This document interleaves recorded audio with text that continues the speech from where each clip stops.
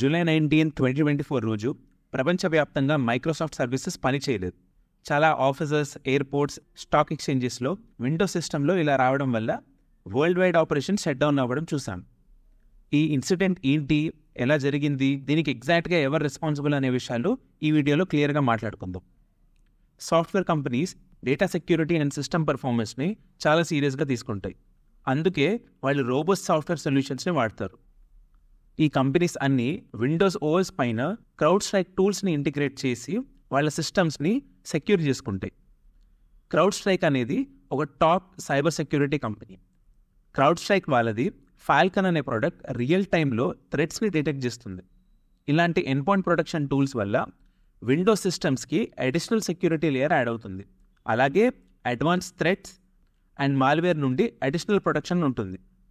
కానీ రీసెంట్గా crowd strike వాళ్ళు రిలీజ్ చేసిన అప్డేట్లో ఒక బగ్ వల్ల కంప్యూటర్స్ ఇన్వాలిడ్ మెమరీ లొకేషన్ని యాక్సెస్ చేయాలని ట్రై చేశాయి. దీనివల్ల blue screen off death trigger అయింది. విన్సెంట్ అని ఒక ఎక్స్ క్రౌడ్ స్ట్రైక్ ఎంప్లాయీ ఒక ఇంట్రెస్టింగ్ ట్వీట్ చేశారు. ఒక single line of code change చేసి సిస్టమ్ని ఇంపాక్ట్ చేశాను అని.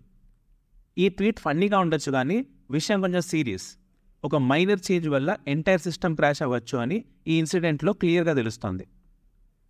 ఈ బగ్తో ఉన్న కోడ్ని డిప్లాయ్ చేయడం వల్ల విన్సెంట్ని క్రౌడ్ స్ట్రైక్ నుంచి ఫైర్ చేశారని కూడా అంటున్నారు. ఈ బగ్ వల్ల మిలియన్స్ ఆఫ్ కంప్యూటర్స్ ఎఫెక్ట్ అయ్యాయి. కార్పొరేట్ సిస్టమ్స్ అన్నీ మాన్యువల్గా రీబూట్ చేసి ఫెయిల్ సేఫ్ మోడ్లో ఎంటర్ అయ్యి ప్రాబ్లం క్రియేట్ చేసిన డ్రైవర్ ఫైల్ని డిలీట్ చేయాలి. కానీ మనలో ఎంతమందికి సిస్టమ్ని ఫెయిల్ సేఫ్ మోడ్లో బూట్ చేయడం వచ్చు? దీనివల్ల కంపెనీస్లో సిస్టమ్ అడ్మిన్స్కి పని పెరిగిపోయింది.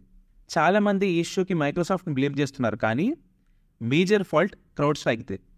చాలామంది విండోస్ ఒక థర్డ్ పార్టీ అప్లికేషన్కి కర్నల్ మోడ్ యాక్సెస్ ఇవ్వడం ఏంటి అని మాట్లాడుకుంటున్నారు. బట్ విండోస్ థర్డ్ పార్టీ యాప్స్కి కర్నల్ మోడ్ యాక్సెస్ ఇవ్వడం నెససరీ కూడా to effectively monitor your system activity. కానీ క్రౌడ్ స్ట్రైక్ అప్డేట్లో బగ్ ఉండడం వల్ల ఈ ప్రాబ్లం క్రియేట్ అయింది. ఫార్చ్యూన్ 500 కంపెనీస్లో చాలా కంపెనీస్ డైరెక్ట్గా సైబర్ సెక్యూరిటీ ఇంజనీర్స్ని హైర్ చేసుకోకుండా క్రౌడ్ స్ట్రైక్ లాంటి కంపెనీస్కి తమ సైబర్ సెక్యూరిటీ ఆపరేషన్స్ని అవుట్సోర్స్ చేస్తాయి. ఇలా వరల్డ్లోని టాప్ కంపెనీస్ అన్ని ఒకే కంపెనీ నుంచి సర్వీసెస్ తీసుకోవడం ఎంతవరకు సేఫ్ అనేది కూడా సాఫ్ట్వేర్ కంపెనీస్ ఆలోచించుకోవాలి. ఈ ఇన్సిడెంట్ నుండి మనం చాలా నేర్చుకోవాలి. సాఫ్ట్వేర్ అప్డేట్స్ కేర్ఫుల్గా ఇంప్లిమెంట్ చేయాలి అండ్ టెస్టింగ్ ప్రాసెస్ చాలా స్ట్రాంగ్ ఉండాలి. ఫ్యూచర్లో ఇలాంటి ఇష్యూస్ ప్రివెంట్ చేయడానికి మెజర్స్ కూడా తీసుకోవాలి.